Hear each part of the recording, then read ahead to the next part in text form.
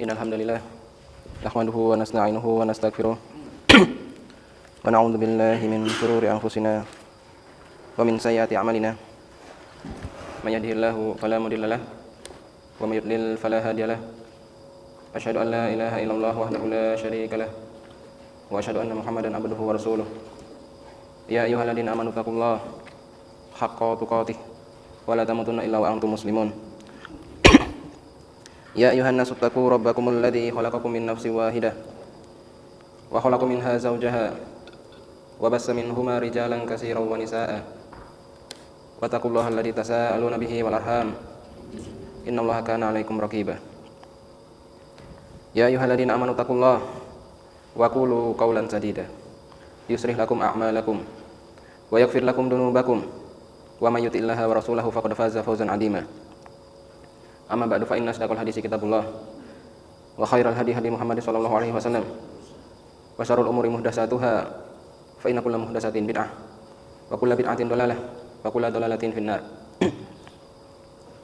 Ikhwani fid din rahimani wa rahimakumullah.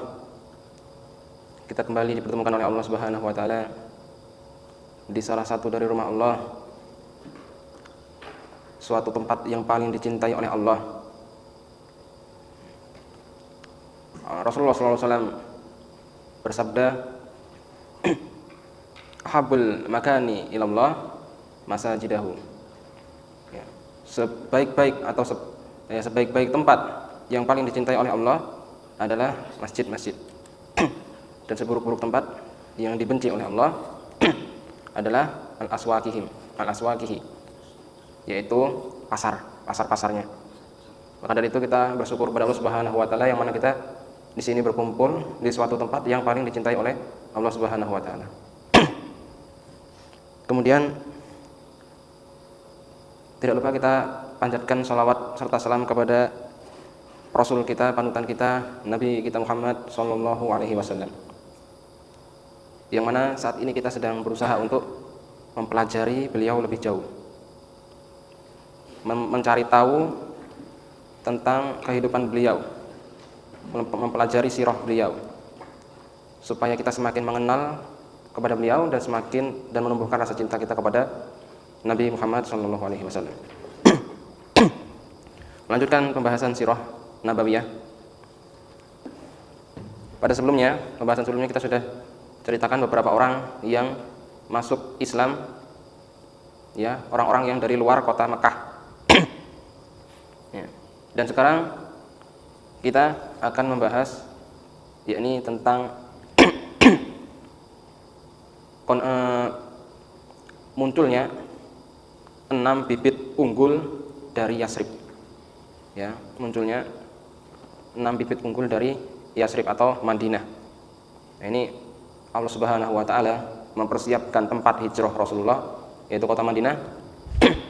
Dan Allah jadikan kota Madinah itu tempat yang sangat tepat, dalam kondisi sangat siap untuk menerima Rasulullah Shallallahu Alaihi Wasallam. Pada mulanya, pada tahun ke-11 kenabian,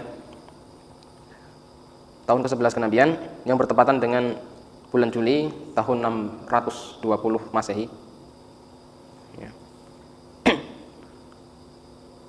muncul bibit-bibit unggul yang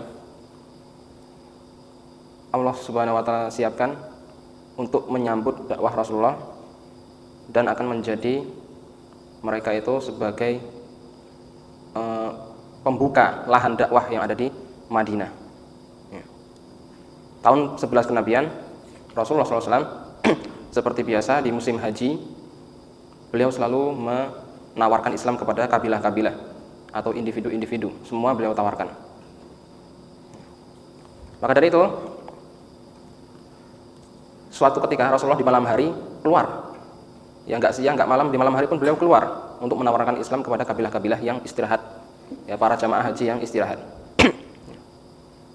Maka Rasulullah SAW melewati suatu bukit, ya, yang bernama Bukit Aqobah di Mina. Ya. Beliau mendengar ada suara kaum laki-laki yang sedang berbincang, ada sekelompok orang yang sedang berbincang. Beliau sengaja mendekati mereka. Dan ternyata mereka adalah 6 orang pemuda dari Yasrib. dan mereka semua berasal dari suku Khadraj. Ya, kita sudah jelaskan bahwasanya kemarin di Madinah itu, di Yasrib itu ada dua orang suku atau dua suku penduduk asli, ya, yaitu suku Khadraj dan suku Aus, yang mereka selalu berperang satu sama lain. Nah, tahun ini ada 6 orang yang sedang melakukan haji dari suku Khadraj. Mereka ialah yang pertama yaitu As'ad bin Zurarah. Kemudian yang kedua adalah Auf bin Haris bin Rifa'ah. Kemudian yang ketiga Rafi' bin Malik bin Al-Ajlan. Yang keempat Qutbah bin Amir bin Hadidah. Kemudian yang kelima Utbah bin Amir bin Nabi. Dan yang terakhir, yang keenam adalah Jabir bin Abdullah bin Ri'ab. As'ad bin Zurarah, Auf bin Haris, Rafi' bin Malik, Qutbah bin Amir, Utbah bin Amir, Jabir bin Abdullah. Kemudian ketika itu Rasulullah SAW mendengar ada suatu pembicaraan di antara mereka, dan beliau pun mendatangi mereka dan beliau menyapa. Ya, beliau mengatakan, "Siapakah kalian ini?" Mereka menjawab, "Kami segolongan orang dari suku Khadraj." Ya. "Apakah kalian sekutu orang-orang Yahudi?" kata Rasulullah. Ya, Rasulullah bertanya. Maka mereka menjawab, "Ya, benar, kami sekutu orang-orang Yahudi." "Kalau begitu, bolehkah aku duduk dan berbincang dengan kalian?" Ya. Jadi beliau bertanya kepada mereka, apakah mereka sekutunya orang-orang Yahudi? Ya. Dan ternyata benar, mereka sekutunya orang-orang Yahudi. Seperti yang sudah kita jelaskan sebelumnya, bahwasanya orang-orang Khadraj mereka itu sekongkol atau bersekutu dengan Yahudi untuk memerangi siapa? Saudara, ya, suku saudara mereka sendiri, yaitu suku Aus. Sedangkan suku Aus mereka bersekutu dengan orang-orang Quraisy. Ya. Rasulullah SAW bertanya apakah mereka sekutu orang-orang Yahudi, karena Rasulullah tahu apabila suatu perkumpulan atau suatu sosialisasi, jika di sana ada orang-orang Yahudi, maka sedikit banyak mereka jadi tahu kabar tentang adanya Nabi terakhir. Ya. Jadi tahu sedikit banyak tentang agama Samawiyah, atau agama dari langit. Nah, jadi agama di dunia ini ada agama Samawiyah dan ada agama, ya, dari pemikiran manusia. Agama Samawiyah itu adalah agama dari langit. Di antaranya adalah Yahudi, Nasrani, dan Islam. Agama dari langit. Ada agama yang tidak Samawiyah, ya, itu agama dari pemikiran manusia atau dari mana, entah, yang jelas bukan dari langit, bukan dari Allah. Ya, di antaranya itu ya agama yang lain selain itu. Itu bukan agama Samawiyah. Nah, jadi Rasulullah berharap di antara mereka itu ada yang dengan mudah menerima jika ada di sekitar mereka orang-orang Yahudi. Ya, sedikit banyak mereka sudah paham. Kemudian kemudian Rasulullah SAW menawarkan mereka untuk duduk dan berbincang-bincang. Ya. "Bolehkah aku duduk dan berbincang dengan kalian?" kata beliau. Mereka mengatakan, "Boleh, silahkan." Maka beliau pun akhirnya duduk dengan mereka, dan beliau pun menjelaskan hakikat agama Islam dan dakwah Islam, mengajak mereka menyembah Allah Subhanahu wa taala semata dan membacakan kepada mereka Al-Qur'an. Ya. Maka setelah Rasulullah paparkan tentang agama Islam, dan Rasulullah juga sudah bacakan Al-Qur'an dengan keindahannya, maka sebagian mereka mengatakan, wahai kaum, demi Allah, kalian mengetahui bahwasanya dia adalah seorang nabi yang pernah diceritakan oleh orang-orang Yahudi." Ya, jadi orang-orang Yahudi itu memang sering ngomongin tentang nabi terakhir, tentang Rasulullah. Ya. Kapan?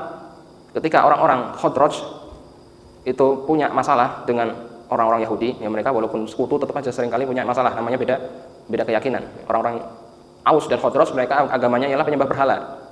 Ya, mereka menyembah berhala. Sedangkan orang Yahudi ya berbeda keyakinannya. Tentu seringkali punya masalah, bahkan sering berperang juga. Nah, ketika mereka orang-orang Yahudi punya masalah dengan orang-orang Khadraj atau orang-orang Yasrib, mereka sesumbar, ya. Mereka mengatakan, ya, sesungguhnya mereka mengatakan, wahai orang-orang Khadraj, ya, kalian tahu bahwasanya sekarang adalah waktu atau zaman munculnya Nabi terakhir. Ya. Sekarang itu zaman munculnya Nabi terakhir. Dan kami akan mengikutinya. Nanti kalau Nabi terakhir itu muncul, kami akan mengikutinya. Dan kami kalau sudah mengikutinya, setiap manusia atau setiap orang yang memeranginya, yang melawannya, pasti akan kalah, akan binasa. Ya. dan kami akan membunuh kalian seperti Nabi, ya seperti kaum Ad dan kaum Iram yang dibunuh ketika itu. Jadi bahasa yang lebih simpelnya itu, awas kalian, ini zamannya munculnya Nabi terakhir. Kalau Nabi itu sudah muncul, kami akan beriman dan kami akan basmi kalian semua. Ya, seperti itu. Itu ancaman dari orang-orang Yahudi. Ya.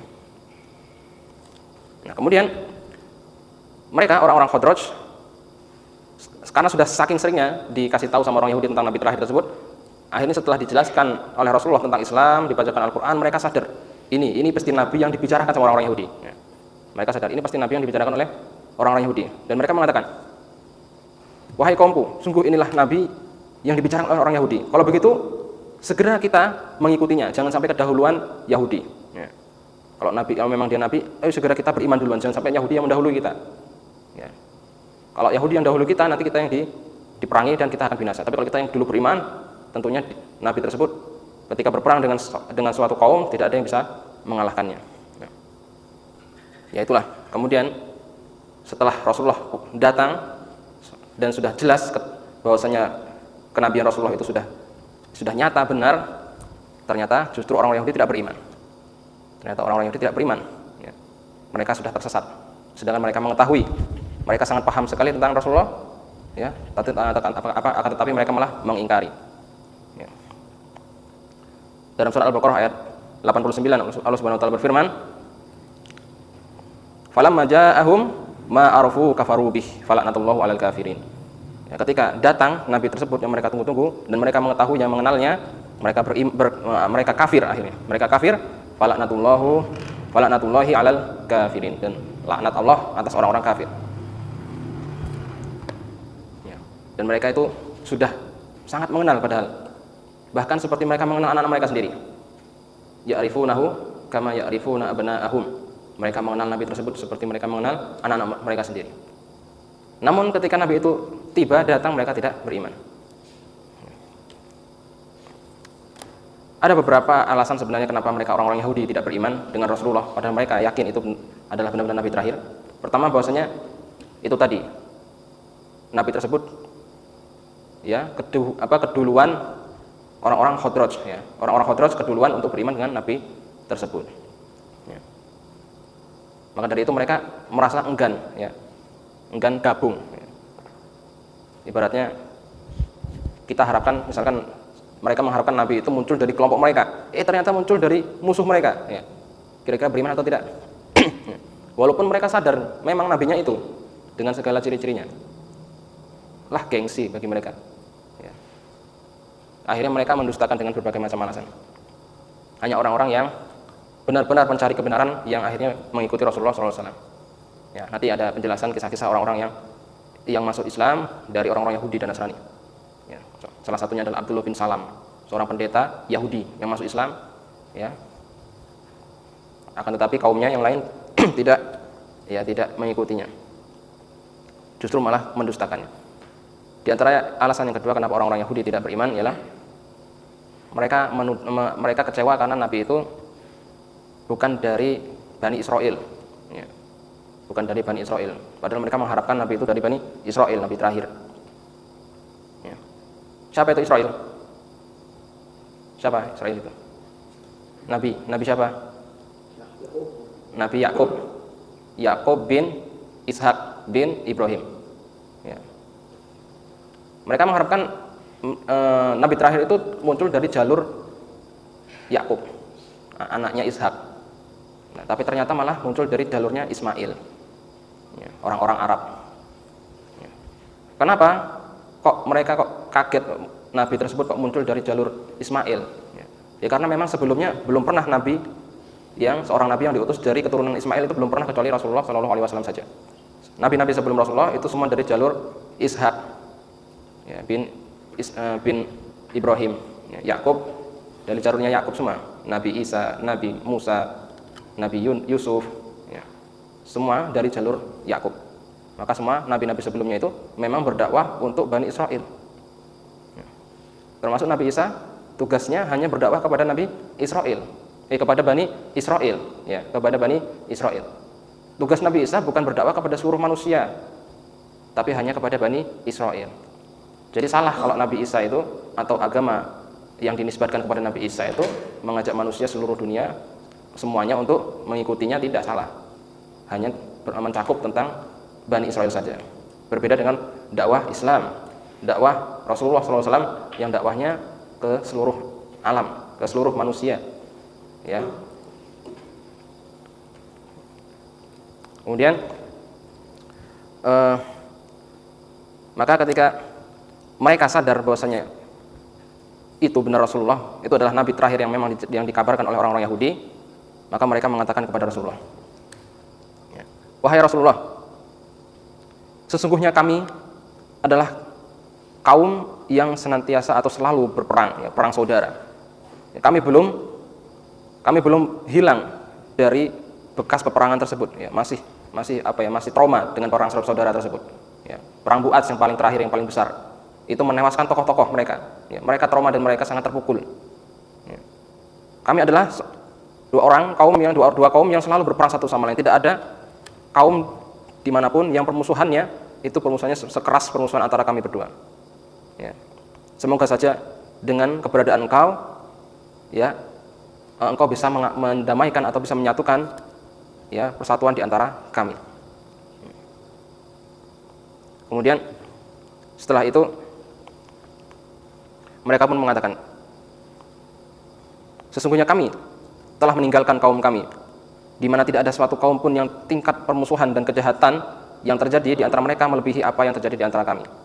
Semoga saja dengan perantaramu Allah menyatukan mereka, maka kami akan mendatangi mereka, ya, kami akan mendatangi kaum kami dan mengajak mereka kepada ajaranmu, serta memaparkan kepada mereka ajaran yang telah kami terima darimu, ya, supaya Allah menyatukan hati-hati mereka melalui dirimu.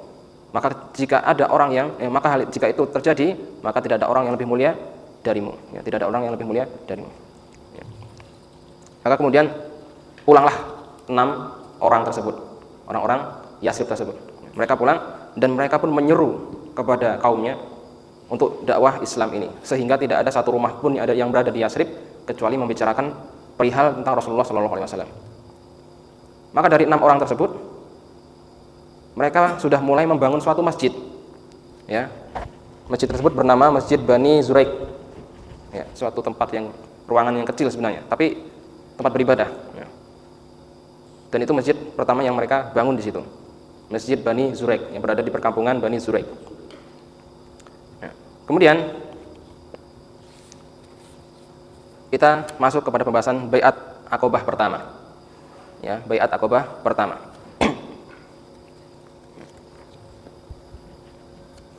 Pada musim haji berikutnya, ya, pada musim haji tahun berikutnya, yaitu tahun 12 kenabian, tepatnya bulan Juli tahun 621 Masehi, datanglah 12 orang laki-laki, ya, 12 orang laki-laki.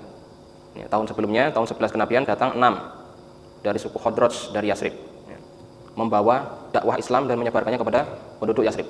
Tahun berikutnya nambah 12, ya, 12 orang yang datang untuk melakukan haji, ya. Dan di antara mereka ada 5 orang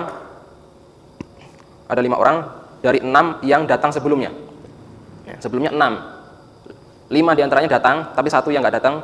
Siapa? Jabir bin Abdillah, ya, Jabir bin Abdillah ini beliau tidak hadir, tapi sisanya hadir.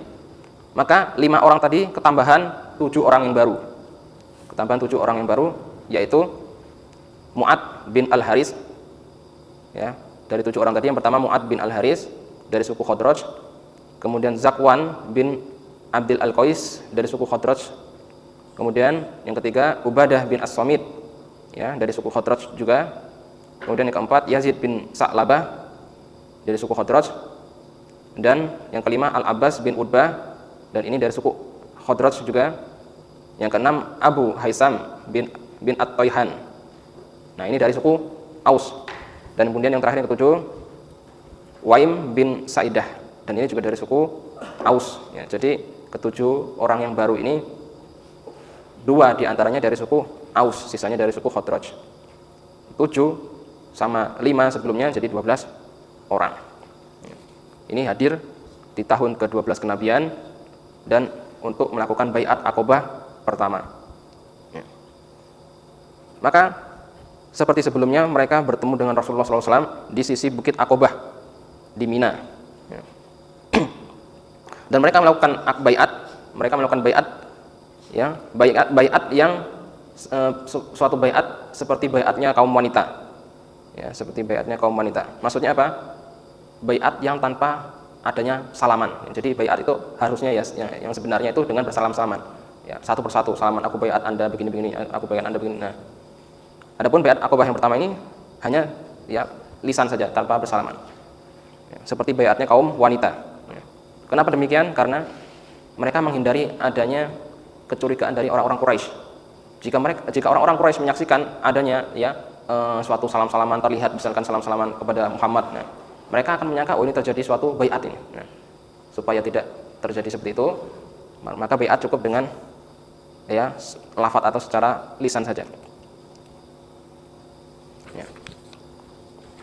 Dijelaskan dari yang diriwayatkan oleh Imam Bukhari, ya, beliau meriwayatkan dari Ubadah bin Somit, salah seorang yang hadir di baiat tersebut, bahwasanya Rasulullah SAW bersabda, kemarilah, berbaiatlah kepadaku untuk tidak menyekutukan Allah dengan sesuatu pun, tidak mencuri, tidak berzina, tidak membunuh anak-anakmu, tidak berbuat dusta, dan tidak berbuat dusta yang kamu buat-buat antara tangan dengan kakimu, dan tidak durhaka terhadapku dalam hal yang ma'ruf.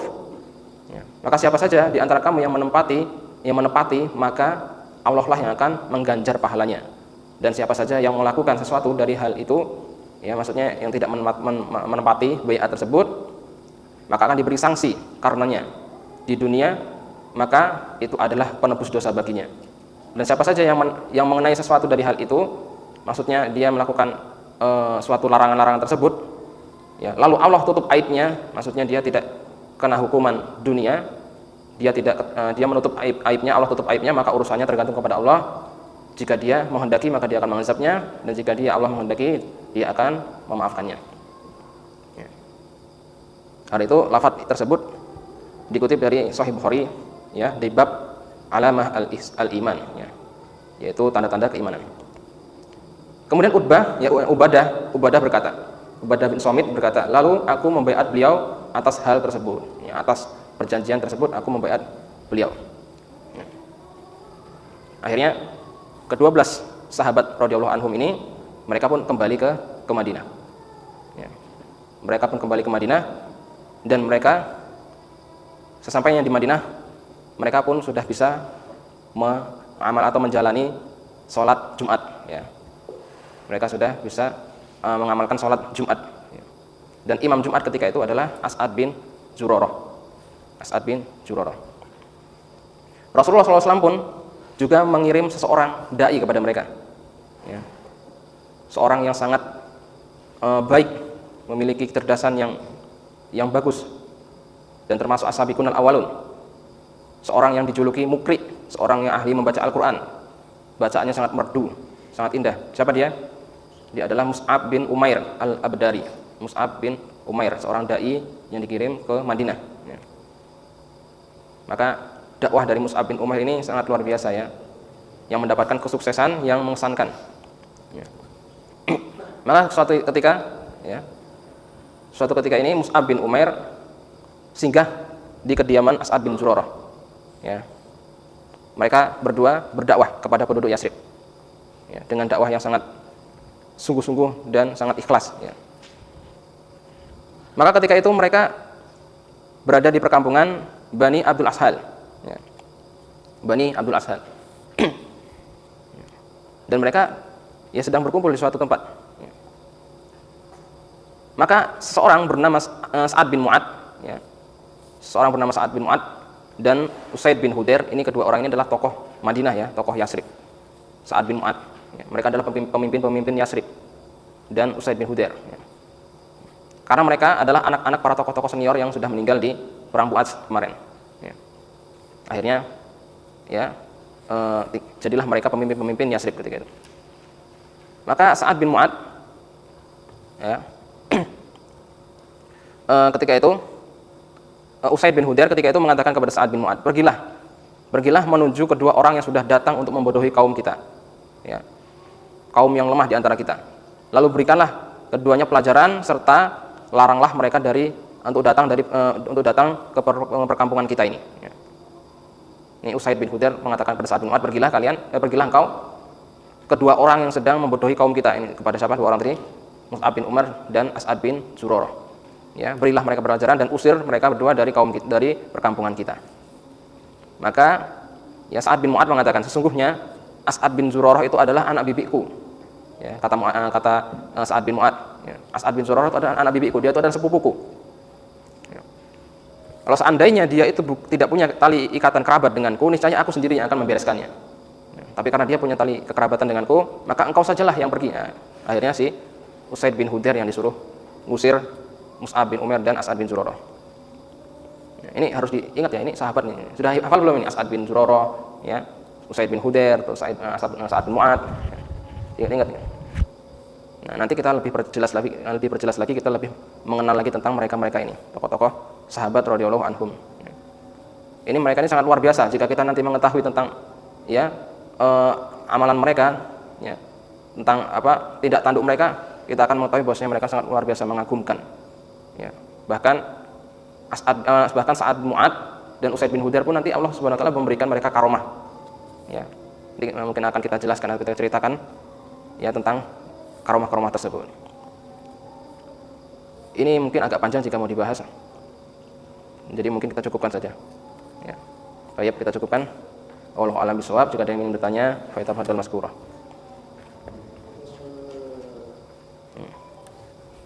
Dicatat nanti imtihan biar bisa jawab. Jika tidak ada yang bertanya, kita cukupkan dengan doa kafaratul majelis. Subhanakallahumma wa bihamdika asyhadu an la ilaha illa anta astaghfiruka wa atubu ilaik. Assalamualaikum warahmatullahi wabarakatuh.